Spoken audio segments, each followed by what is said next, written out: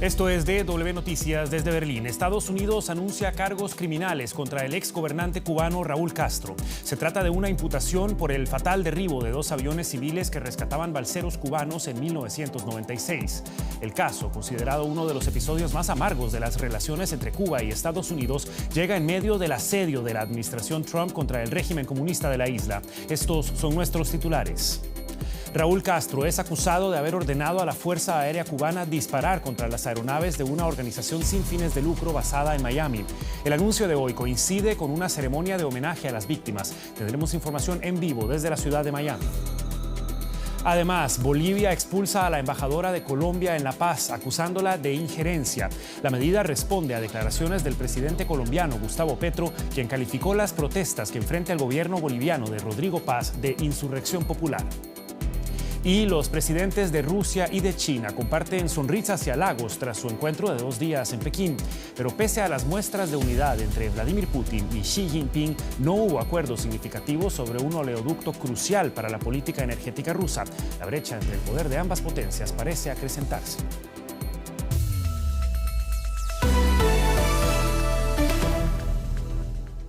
Los saluda Javier Arguedas. Gracias por estar con nosotros. Estados Unidos presentó hoy cargos penales contra Raúl Castro, expresidente cubano y líder histórico del régimen de La Habana, en medio de las fuertes tensiones entre Cuba y Estados Unidos. El Departamento de Justicia estadounidense acusa a Castro de estar detrás del derribo de 2 avionetas estadounidenses en 1996. En las aeronaves viajaban 4 pilotos de origen cubano, miembros de Hermanos al Rescate, una organización del exilio cubano que rescataba a balseros de la isla caribeña.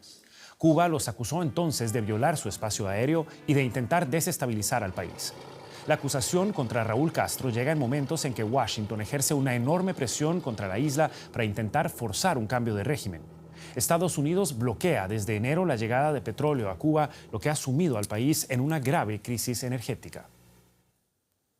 Con estas palabras, el fiscal del Departamento de Justicia, Jason Redding Quiñones, mostraba la sentencia. Durante casi 70 años, el régimen comunista de Cuba ha actuado con impunidad, reprimiendo sistemáticamente a su pueblo. Y durante los últimos 30 años, los altos mandos del régimen no han enfrentado cargos por el asesinato de 4 americanos. Hoy, los Estados Unidos de América anuncian una imputación histórica contra Raúl Castro y 5 codemandados por su rol en el derribo, el 24 de febrero de 1996, de 2 avionetas de Hermanos al Rescate. El periodista Galo Arellano está con nosotros desde Miami para ofrecernos más detalles de esta noticia en desarrollo. ¿Qué tal, Galo? Un gusto saludarte. Acabamos de conocer ese anuncio formal por parte de las autoridades estadounidenses. ¿Qué detalles se han dado a conocer sobre esta imputación? Bueno, al momento me encuentro al interior de la Torre de la Libertad y lo que te puedo decir es de que el ambiente es de celebración, es de fiesta. Justicia tardía, pero justicia al fin, es lo que dicen los cubanos en el exilio. En este momento están las mayores autoridades del Departamento de Justicia y apenas mencionaron que son 7 cargos que enfrenta Raúl Castro. Se pusieron de pie. Hay más de 1,200 invitados. Comenzaron a aplaudir. Es la primera vez que un miembro de la familia Castro es imputado por cargos, no cualquier cargo. Estamos hablando de 7 cargos, 4 por asesinato, otros 2 también por asesinato de ciudadanos estadounidenses, también por destruir aeronaves y otros 5 implicados más. Es la primera vez que esto sucede y para el exilio cubano hoy, 20 de mayo, que también es la independencia, representa una fecha muy, pero muy especial. Nosotros incluso conversamos con una de las sobrevivientes, una mujer que estuvo precisamente en una de las avionetas de Hermanos al Rescate, que es precisamente este incidente que estas aeronaves fueron derribadas por la Fuerza Aérea de Cuba en 1996, hace 30 años. Y esto fue lo que ella nos dijo el día de hoy en este evento. Escuchemos. Parece que no tenemos el videoclip, Galo. Vamos a continuar con la conexión en vivo porque no podemos dejar de lado el contexto en el que se da esta acusación. Ya mencionabas la fecha del día de hoy. Además, han pasado 30 años desde los hechos y, como sabemos, el 20 de mayo es el Día de la Independencia en Cuba y, además, esto se da en medio de las hostilidades del gobierno de Donald Trump contra el régimen cubano. ¿Qué nos dice todo esto de lo que sigue ahora para la isla? Bueno, muchos son muy cautos porque ahora ¿quedará esto como algo diplomático, como algo simbólico o en realidad puede haber, por ejemplo, una captura de Raúl Castro? Todo depende a quién se le pregunte. En este sentido, la gente ha dicho que para Raúl Castro ahora mismo se convierte pues en una persona que está judicializada, no por cualquier país, sino por la primera potencia. Él no podrá salir con toda libertad si es que lo quería hacer. Ahora mismo, obviamente, Cuba no va a extraditar a Raúl Castro. Mientras él esté protegido por la cúpula militar, estará seguro. Hará la administración Trump una incursión como lo hizo con Nicolás Maduro. Muchos lo ven poco probable. Ahora mismo Raúl Castro tiene 96 años, no será lo mismo. Y no hay que olvidar también la importancia que tiene Cuba en nuestro hemisferio. El rechazo internacional también es algo no menor. Recuerden ustedes en el caso de Israel versus Irán y también versus Palestina. Entonces, el rechazo internacional, este sentimiento, por ejemplo, antiestadounidense que podría surgir, no es nada menor. Estas son preguntas que tienen y con el tiempo se podrá ver exactamente qué podría ser, pero también podría ser una herramienta de negociación. Galo Arellano desde la ciudad de Miami, brindándonos la última hora tras la acusación contra Raúl Castro por parte del gobierno de Estados Unidos. Muchísimas gracias. Hasta la próxima, Galo. Muchas gracias. Y la acusación contra Raúl Castro se remonta a un incidente ocurrido en 1996 en medio del llamado periodo especial, la grave crisis económica en la isla que siguió a la desaparición de la Unión Soviética, el principal aliado del castrismo. Decenas de miles de balseros habían huido desde 1994 y el exilio anticastrista de Florida presionaba para acabar con lo que veía como un régimen al borde del colapso. El grupo Hermanos al Rescate decía que enviaba avionetas a rescatar balseros, pero La Habana los acusaba también de intentar desestabilizar al régimen. Febrero de 1996. El vuelo de estas dos avionetas estaba a punto de acabar en una tragedia y de desatar nuevas tensiones en las convulsas relaciones entre Cuba y Estados Unidos. La organización Hermanos al Rescate llevaba meses organizando vuelos con estas aeronaves sobre el estrecho de Florida, que incluían incursiones sobre territorio cubano. El grupo anticastrista del exilio cubano, asentado en Florida, sostenía que su objetivo era auxiliar a migrantes que intentaban huir de la isla en balsas precarias, durante algunos de los peores años de la crisis conocida en Cuba como periodo especial. Sin embargo, el gobierno cubano los acusó de violar el espacio aéreo de la isla y de provocaciones como lanzar panfletos con propaganda anticastrista sobre La Habana. El 24 de febrero, finalmente, fuerzas cubanas derribaron las dos avionetas. Los 4 tripulantes murieron en los ataques. Así justificó entonces La Habana los derribos. Es para nosotros el total y legítimo derecho a defender nuestra soberanía y nuestra independencia. Simplemente quiero declararle al mundo que yo quisiera saber qué país del mundo que se respete estaría dispuesto a soportar que sobre su territorio se cometan las violaciones que se han cometido de manera reiterada contra nuestro territorio. Washington también reaccionó con dureza. Esas avionetas no estaban armadas, claramente. Las autoridades cubanas lo sabían. Las aeronaves no representaban una amenaza creíble para la seguridad de Cuba. Aunque el grupo que opera esas aeronaves había entrado en el espacio aéreo cubano con otros vuelos, eso no es excusa para el ataque.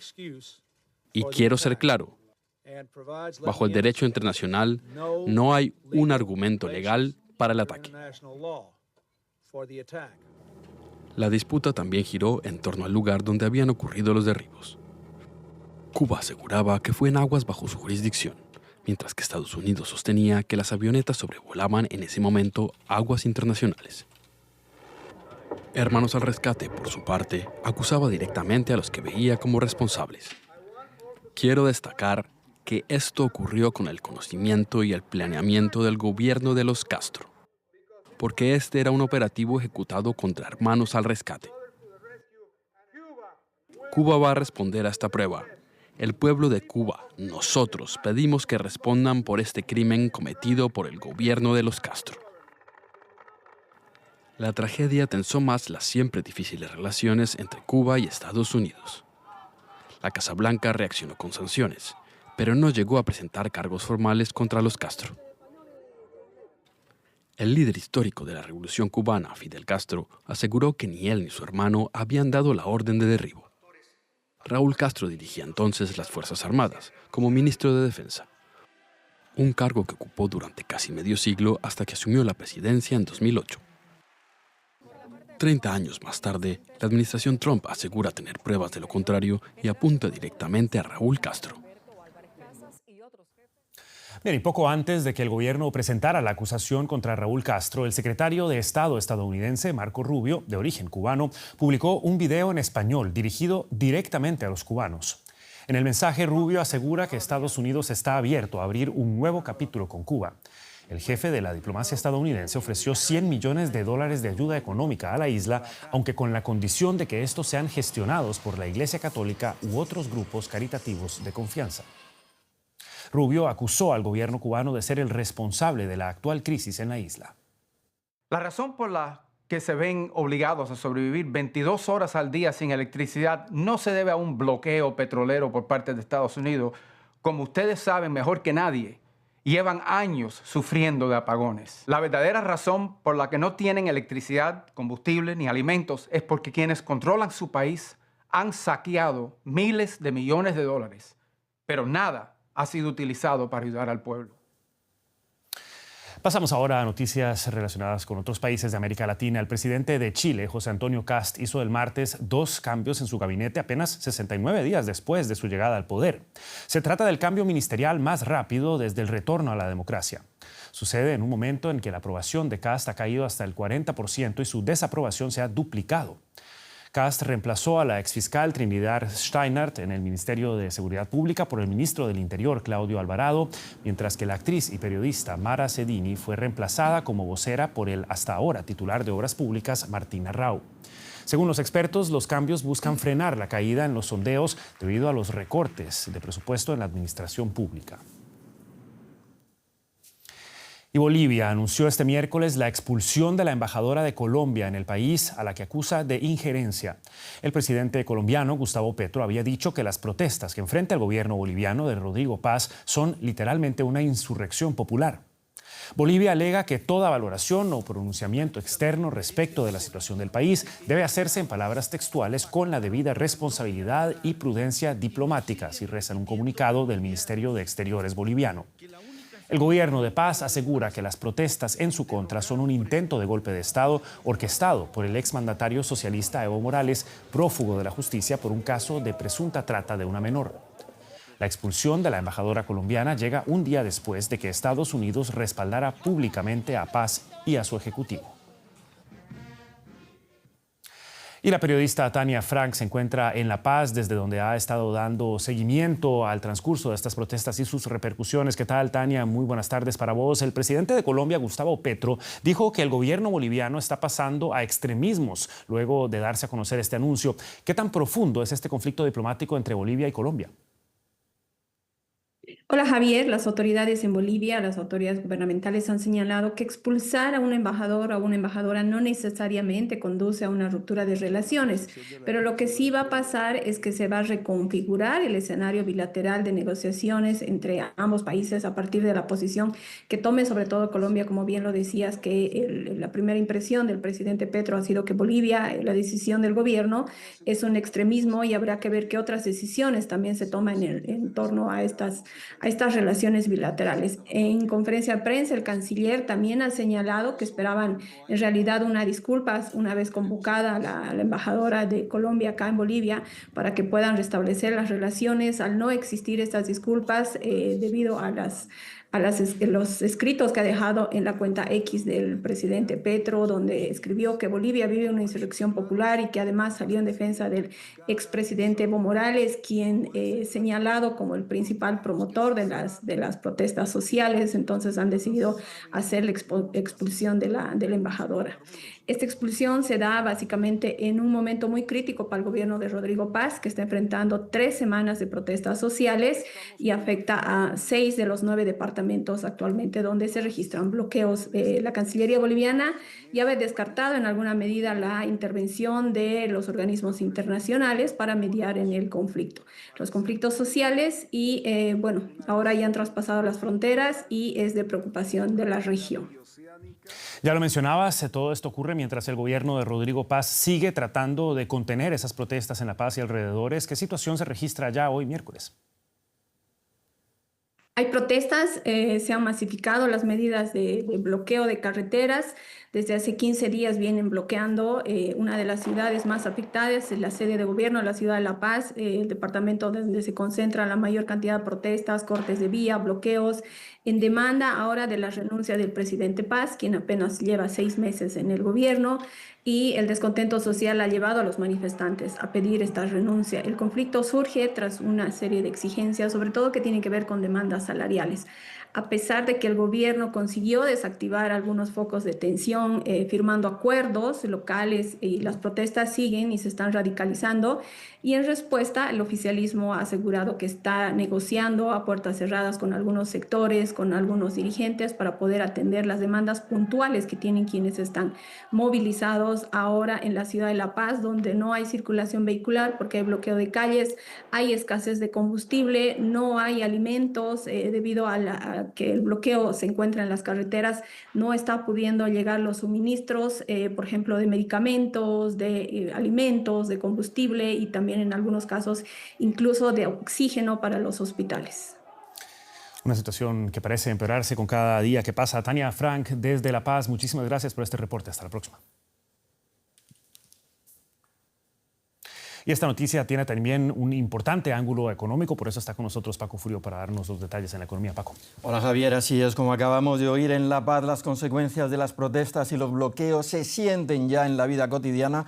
La capital administrativa de Bolivia enfrenta una grave escasez de productos básicos que complica el día a día a las familias, mientras mineros, docentes, agricultores y otros sectores de la sociedad exigen la renuncia del presidente Rodrigo Paz, a quien culpan de la crisis política y económica en el país andino. Estos bolivianos hacen cola desde temprano ante una pollería. El local fue saqueado el día anterior durante protestas contra el gobierno de Rodrigo Paz y ahora vende de forma racionada. A cada cliente le permiten comprar un solo pollo.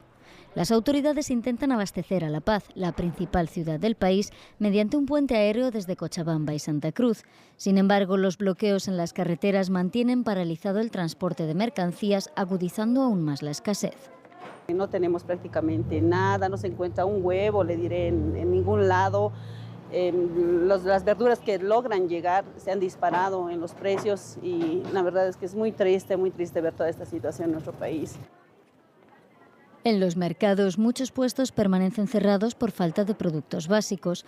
Los comerciantes aseguran que los precios se han duplicado en apenas unos días y que cada vez son menos los que pueden permitirse adquirir alimentos. Se enojan mucho al alto el precio, porque a ese precio muchos ya no llevan, ahora están llevando por librita, por media libra o por 2 libras. La crisis también está afectando al suministro de combustible. En varias gasolineras del centro de La Paz no hay gasolina ni diésel, mientras largas filas de vehículos esperan durante horas para repostar. El conflicto social se agravó después de los violentos enfrentamientos entre manifestantes y policías en el centro de la ciudad. Los bloqueos, impulsados por sindicatos, mineros y campesinos, comenzaron hace 2 semanas con reclamos económicos. Ahora van más allá al exigir la renuncia del presidente. La violencia, no pueden arreglarse las cosas de esa manera, ¿no? Y aparte del reclamo que tiene la gente, que es justo en muchos puntos, hay también delincuencia que está metida de por medio y no está bien eso. Lo único claro es que la solución, a la que se perfila como una de las peores crisis económicas de Bolivia en las últimas décadas, parece cada vez más lejana.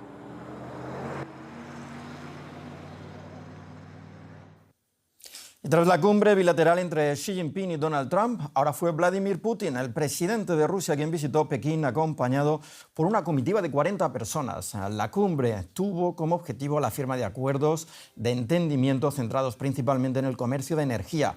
Por esta razón, Putin estuvo acompañado de los jefes de los gigantes energéticos rusos como Rosneft, Gazprom y Novatek.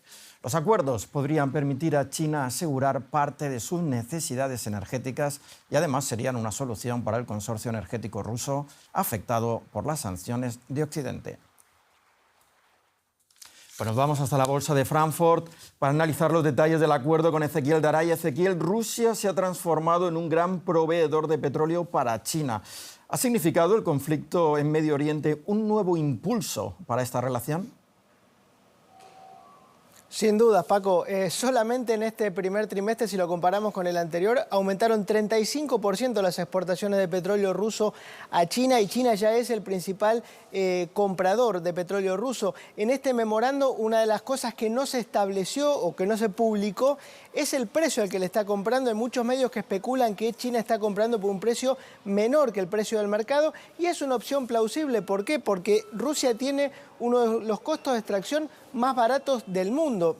No tan bajo como el de Arabia Saudita, pero $15 por barril es el costo de extracción, es la mitad, por ejemplo, que los Estados Unidos, y cualquier precio por encima de $40 el barril le permite al fisco ya obtener ganancias, con lo cual, con el diferencial que hay, hoy el precio está por encima de los $100, hay margen para que negocien un precio. Es claro que las sanciones, como decía, las sanciones de Occidente hacia Rusia le han pegado a Rusia, es cierto, pero lo han llevado a los brazos de China. En este contexto le permiten a China de aprovisionarse a energía a menor precio. Y Ezequiel, ¿podría ser China la alternativa al mercado europeo para Rusia con la construcción de un nuevo gasoducto? No una alternativa completa porque Gazprom vio caer sus exportaciones un 44% desde que Europa no le compra, pero sí, se anunció la construcción de un nuevo gasoducto, el Power of Siberia 2, ya existe uno, el número 1, que requeriría una inversión de entre 20 y 30 mil millones de dólares, una inversión que difícilmente se recupere. Recordemos que el negocio con Europa le representaba unos 20 mil millones de dólares anuales y el negocio con China va a ser de unos 3 mil millones, pero con esto mantienen la maquinaria funcionando. Aquí también hay discusión sobre el precio, se estima que podría ser alrededor de $250 cada 1000 metros cúbicos. Para China representaría un beneficio porque hoy está pagando 400 por el gas natural licuado que importa de otras fuentes. Gracias, Ezequiel, desde la bolsa de Frankfurt. Dejamos ahora la economía, volvemos a noticias, pero seguimos hablando de esta visita de Vladimir Putin a China. Efectivamente, Paco, y es que fue sin duda trascendental. Concluye después de 2 días esta visita a Pekín. Putin le comunicó a su homólogo chino Xi Jinping que la relación entre sus países ha alcanzado un nivel sin precedentes. Los mandatarios firmaron varios acuerdos de cooperación en sectores como el comercial y el tecnológico. La visita de Putin se produce apenas, recordemos, unos días después de que el presidente estadounidense se reuniera también en China con Xi. Xi Jinping recibe en Pekín al presidente ruso. La visita de Vladimir Putin coincide con el 25 aniversario de la firma del Tratado de Buena Vecindad y Cooperación Amistosa, que marcó un punto de inflexión en las relaciones bilaterales. Xi dijo que han pasado a otro nivel de relaciones. Subrayó que China y Rusia están comprometidas con un orden mundial multipolar y advirtió sobre las consecuencias de la alternativa. Hoy el mundo está lejos de ser pacífico. El unilateralismo y la hegemonía suponen graves peligros y el mundo corre el riesgo de volver a la ley de la selva. Citando un dicho chino, Putin le dijo a Xi: "Un día sin verte es como 3 otoños", y elogió su vínculo inquebrantable. Nuestro objetivo es el bienestar y la prosperidad de los pueblos ruso y chino. Estos sólidos pilares han permitido que nuestras relaciones resistan pruebas constantes de fuerza y resiliencia. Ambos mandatarios firmaron acuerdos comerciales, energéticos y de cooperación en medios. China se ha convertido en el mayor socio comercial de Rusia y en su principal comprador de petróleo. Sin embargo, Putin no logró sellar el acuerdo sobre el gasoducto Fuerza de Siberia 2, que Moscú quiere impulsar para amortiguar el impacto de las sanciones occidentales en respuesta a la guerra de Ucrania. Aún así, algunos pequineses recibieron bien su visita. La situación en el estrecho de Hormuz con las restricciones al petróleo sí tiene un impacto significativo en China. Desde una perspectiva geopolítica, creo que China y Rusia pueden contribuir a impulsar la paz en la región, fomentar el diálogo y generar una evolución positiva. La situación internacional ahora mismo es muy tensa. Tener socios comunes podría fortalecer aún más la seguridad de ambas partes. Xi y Putin rememoraron después la historia que comparten y acordaron prolongar su tratado de cooperación amistosa. No obstante, expertos consideran que la dependencia de la economía rusa de China hace que Xi sea visto como quien tiene el poder. Y era uno de los temas de la cumbre entre Xi Jinping y Donald Trump. El presidente de Taiwán, Lai Ching-te, volvió a insistir este miércoles en la necesidad de que Estados Unidos le venda armas a su país para mantener la paz y la estabilidad. Durante una rueda de prensa en Taipei, Lai afirmó que Taiwán enfrenta amenazas cada vez más graves y que por ello es necesario fortalecer su capacidad de defensa. Las declaraciones del líder taiwanés llegan unos días después de que el presidente estadounidense Donald Trump visitara China y dejara en el aire la aprobación de un importante paquete de armamento para esta isla autónoma que Pekín considera parte irrenunciable de su territorio. El paquete está valorado en $14.000 millones y de ratificarse sería el mayor de la historia.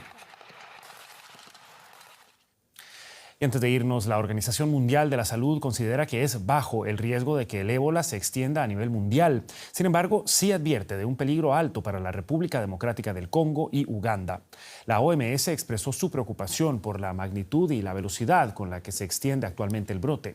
Se han reportado 600 casos y 139 muertes bajo sospecha de ébola. En el este de la República Democrática del Congo, los residentes afirman estar preocupados por el aumento del precio de mascarillas y desinfectantes. La cepa Bundibugyo del ébola se transmite por contacto directo con fluidos corporales de personas o animales infectados. Según la OMS, la tasa de mortalidad oscila entre el 30 y el 50%. Y con esto llegamos al final de esta edición de DW Noticias. Quedan al día con la actualidad internacional. Recuerden que pueden mantenerse al tanto en dw.com y seguirnos en nuestras redes sociales buscando DW Español. Yo soy Javier Arguedas, junto a todo el equipo que trabaja para ustedes aquí en Berlín. Hasta una próxima ocasión y que lo pasen bien.